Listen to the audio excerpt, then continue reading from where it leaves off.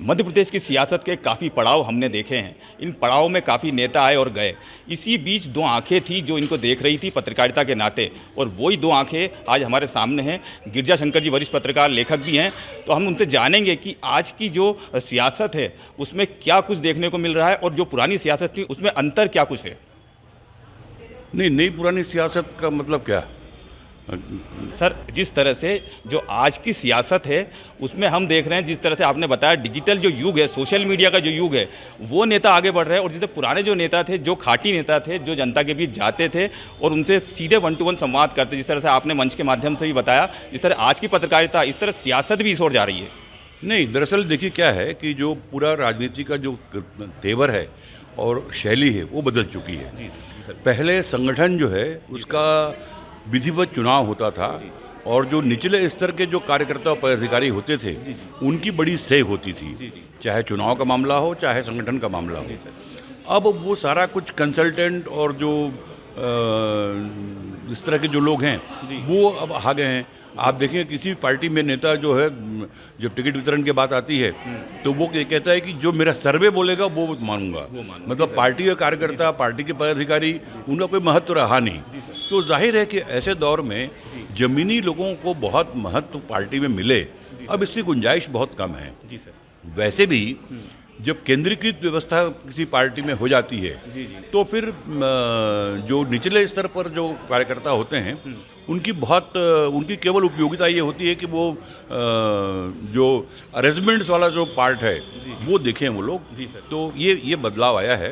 हालांकि इससे जो नुकसान जो हो रहा है वो ये हो रहा है कि जो ज़मीनी हकीकत है उससे पार्टी के जो बड़े लीडर हैं अब उतने बहुत परिचित नहीं हो पाते, और वो सर्वे कंपनी या कंसल्टेंट कंपनी के सहारे ही उनकी पूरी राजनीति चलती है। कि आप देखेंगे कि जब कोई पार्टी या कोई प्रत्याशी चुनाव हार जाता है तो वो समझ नहीं पाता कि चुनाव क्यों हार गया, और जो जीत जाता है वो भी नहीं समझ पाता कि वो जीत कैसे गया है। तो ये एक अंतर पहले और आज की राजनीति में आया है।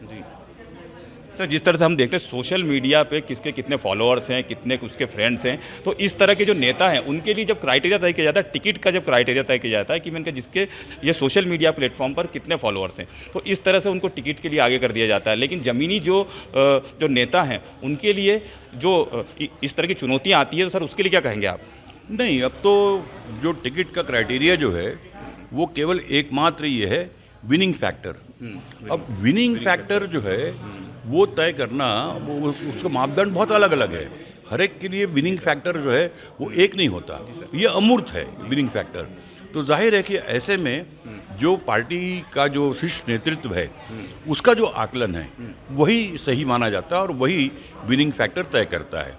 तो अब विनिंग फैक्टर के चलते बहुत सारे ऐसे हो सकते हैं प्रत्याशी जिनका सामाजिक सरोकार है, जिनका सिद्धांतों की राजनीति पे भरोसा है, जो संगठन में लगातार सक्रिय रहे हैं, उनकी कहीं अनदेखी हो जाए ये खतरा हमेशा बना रहता है। सर, 3 नेता आपके समय आपने देखे, जिस तरह से दिग्विजय सिंह, शिवराज सिंह चौहान और वर्तमान में डॉक्टर मोहन यादव, इन तीनों में आप जो समानता देखते हैं, असमानता देखते हैं। सर, आखिरी सवाल सबसे पहले जानना चाहेंगे, जनता भी हमारी जानना चाहिए, हमारे दर्शक भी जानना चाहेंगे सर आप। देखिए, चाहे ये 3 नेता हों, इसके पहले के नेता हों या इसके बाद जो आने वाले नेता हैं, सभी नेताओं का जो एक समान गुण है वो ये है कि चुनाव में अपनी पार्टी को किस तरह सफलता दिलाएं। यही एक लक्ष्य होता है। और काम करने की स्टाइल, काम करने के तौर तरीके सबके अलग अलग होते हैं, और जनता से जुड़ने की शैली भी सबकी अलग होती है। लोकप्रियता के मामले में देखें तो हर नेता जो है उसकी अपनी एक लोकप्रियता होती है, और इसलिए मैं नहीं समझता कि तीनों नेताओं में कोई अलग अलग अंतर होगा। लेकिन एक बात जरूर है कि जो लोगों की चिंता, अपने मतदाताओं की चिंता, वो जिस तरह सरकार में रहकर की जाती है, विपक्ष में रहकर भी उतनी ही चिंता होनी चाहिए जो नहीं हो पाती। सर एक सवाल मैं आपसे घर से ही सोच के आया था, अगर अब आपसे चर्चा हुई मेरी, आपने लाडली लक्ष्मी योजना देखी, लाडली बहना योजना है, लेकिन जो वृद्धावस्था पेंशन योजना है, जो विकलांगों की जो योजना है, दिव्यांगों की जो योजना है, उसमें उनको 600 रुपये मिल रहे हैं और हम बात कर रहे हैं 3000 रुपये की। अभी एक वृद्धा मुझे मिली तो वो उसने कहा कि मैंने बेटा इस पर आवाज़ उठाना, तो मैं चाहूँगा कि आप जैसे वरिष्ठ पत्रकार इस पर कुछ ना कुछ कहें। देखिए, दरअसल क्या है कि ये जो जितनी योजनाएं चलती हैं, लाडली बहना योजना हो या इस तरह की और जो इतनी योजनाएं हों, ये योजनाएं जो हैं वो वोट बैंक को मद्देनज़र रखकर बनाई जाती हैं, घोषित रूप से चाहे जो भी कहा जाए। और इसीलिए आप देखेंगे कि इनको टर्निंग पॉइंट माना जाता है इलेक्शन में। इलेक्शन जीतने के बाद ये बोला जाता है कि इस योजना के कारण हम जीत गए। तो जब इस क्राइटेरिया सरकार की ये योजनाओं का या पार्टी की योजनाओं का ये होगा कि वोट बैंक की राजनीति, तो जाहिर है कि जो वर्ग संख्या बल में अधिक होगा उसकी चिंता अधिक होगी।